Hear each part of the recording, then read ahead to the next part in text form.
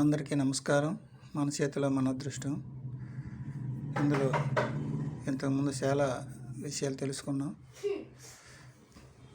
ఇప్పుడు జాతకునికి శని ప్రభావం ఎలాగుంటుంది, ఏ విధంగా ఉంటుందని తెలుసుకోవడానికి మన చేతిలోనే తెలుసుకోవచ్చు.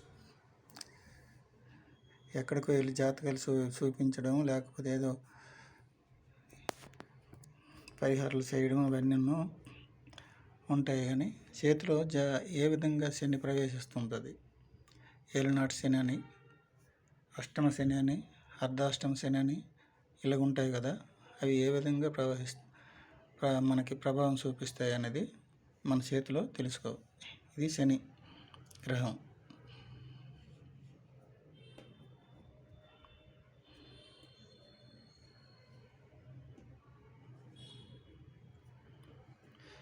ఇది శనిగ్రహం. శనిగ్రహం అంటారు, గ్రహస్థానం అంటారు, ఏదన్నా ఒకటే. ఇది మటు ఈ శనిగ్రహం అనేది మిగతా గురుగ్రహం కంటే, ఈ మిగతా గ్రహాల కంటే కొంచెం పల్లంగా ఉంటుంది, కానీ సమాంతరంగా ఉంటుంది. అంత సమాంతరంగా ఉంటుంది, పల్లంగా ఉండి కొంచెం సమాంతరంగా ఉంటుంది ఆ భాగం. అలాగున్నప్పుడు ఇంకా శని ప్రవేశించలేదని.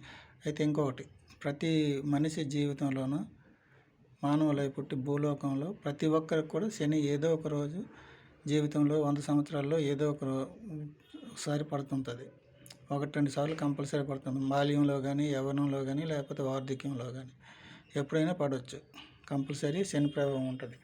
అన్నిటికంటే శని అంటే అందరికీ భయమే, కానీ మంచి కూడా చేస్తారు. అది ఏలినాటి శని కానీ, అష్టమ శని కానీ, లేకపోతే అర్ధాష్టమ శని ఏది పట్టినా కానీ మొత్తం ఏది లేకుండా అయిపోయినా అప్పుడు మనిషికి జ్ఞానోదయం అవుద్ది అన్నమాట. ఇలాంటి పరిస్థితి వస్తుంది, ఇంత విధంగా ఎంత డబ్బునే ఏ విధంగా సుఖం ఉండదు అనమాట. అన్ని విధాలు అయిపోతుంటుంది. అది ఏ విధంగా అయిపోతుంటుంది ఎవరికి తెలియదు. ఎంత డబ్బు వచ్చినా ఉండదు. అలాంటిది శని ప్రభావం.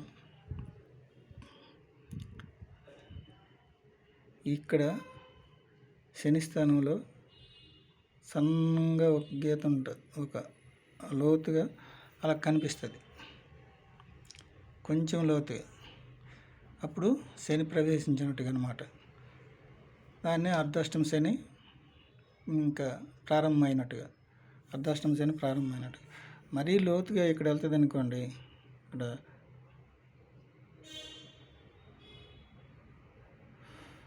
ఇంకా లోతుగా వెళ్తుంది ఆ భాగం. మధ్య భాగమే, ఈ పక్క కాకుండా మధ్య భాగమే లోతుగా వెళ్తుంటుంది. వెళ్ళినప్పుడు అష్టమ శని ప్రారంభమవుతుంది. ఇంకా లోతుగా వెళ్తుంది అనుకోండి, అర్ధాష్టమ శని ఏలినాటి శని ప్రవేశించినట్టుగా. ఏలినాటి శని అంటే అది ఒక 2 సంవత్సరాలు 3 సంవత్సరాలు ఇలాగ దాని ప్రభావం ఉంటుంటుంది. ఏలినాటి శని అంటే 7 సంవత్సరాలని కాదు, 2-3 సంవత్సరాలు దాని ప్రభావం ఉంటుంది ఒక్కొక్క జాతకుని మీద. ఏ శని ప్రవేశించనున్నో, ఏ ప్రభావం ఉన్నానో అది మట్టుగా 2-3 సంవత్సరాలు ఆ జాతకునికి ఏదో విధంగా కష్టాలు పెట్టిస్తుంటుంది.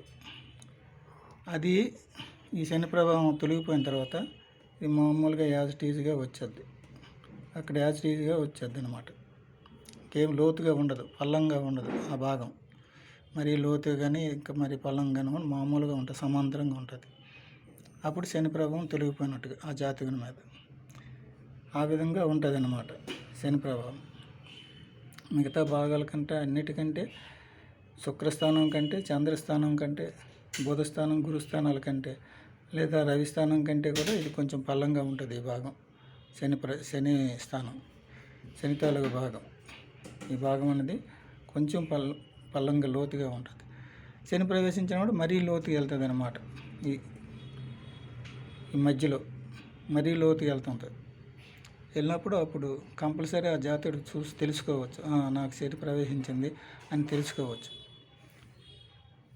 దానికి పరిహారాలు ఉంటాయి, అవి చేసుకోవచ్చు. శని పూజలు ఇవన్నీ ఉంటాయి, అవి చేసుకోవచ్చు. చేసుకుంటే కొంత తొలుగుతుంది.